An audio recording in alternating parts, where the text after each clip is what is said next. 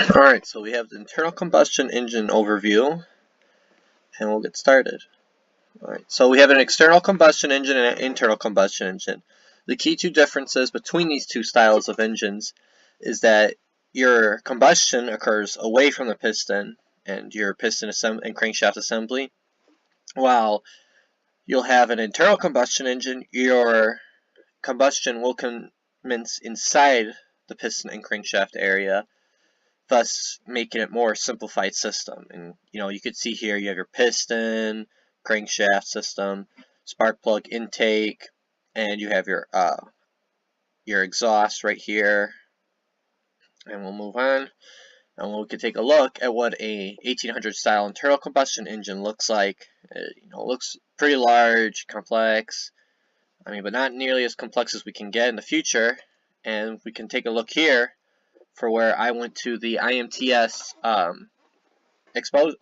convocation at the McCormick place.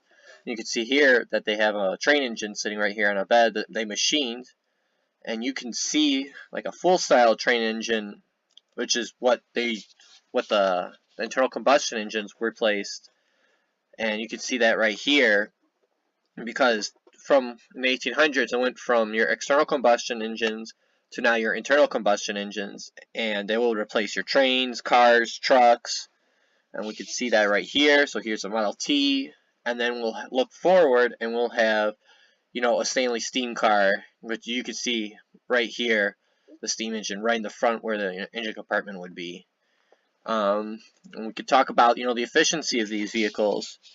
Back in the 1800s, early 1900s, you had an efficiency of 10 to 20%, and then even up to the 1920s, and then all the way up to today, we have an efficiency of 50%, most likely. You can also have like a fuel mileage. It's reached up to like 35.5 miles per gallon, and by 2025, it's expected to reach 54.5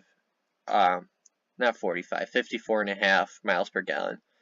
Efficiency can also contribute to the way you drive. Aggressive, you can get way less miles than you would if you were very slow and efficient, not stopping right away, trying to maximize your car's speed in motion, just not stopping a lot.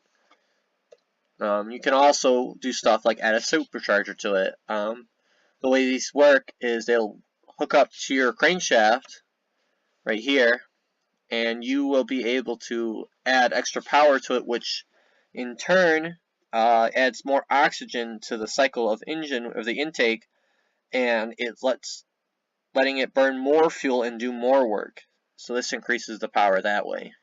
You can also have something like a turbocharger, and this will, it takes your exhaust, and then it spins a turbine right here.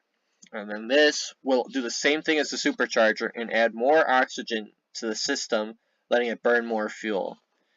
And the biggest key difference between these two is that, the supercharger, it takes the power from the crankshaft, and the turbo takes its power from the exhaust. So theoretically, you could probably have both, but you probably won't need both. Alright, here's it hooked up to an engine. Alright, and to maximize your efficiency, you can use computers, and you can use smaller engines and others, and those previous stuff that we discussed. Now, what can contribute to loss of efficiency is like braking excessively, because we have no way to harness this energy from the brake pads. It's just lost energy once we turn that motion into heat. We can also have our heat from our engine, the loss of that, because we have no way to actually turn that into power with our current engines. It's just lost energy. And that's that. You can also, rolling coals, like a perfect example of not burning all the fuel in your combustion and stuff like that. Moving on, we got not much time left, so we'll move a little bit faster. Your combustion engines, they can power stuff from between, 10 watts all the way to 20,000 kilowatts. And you can see that 10 watts can power a lamp or power your cell phone, charge it. You can also have this it can also, like 20,000 kilowatts can also power this destroyer. It's called a Zumwalt class destroyers. It can power 2.5 of those, 20,000 watts. And I mean, efficiency is a big goal for us. Ever since the 1970s, we've been working to reduce emissions for our cars, and we've at least reduced it down to 5% of what it was back then. And that's a big improvement.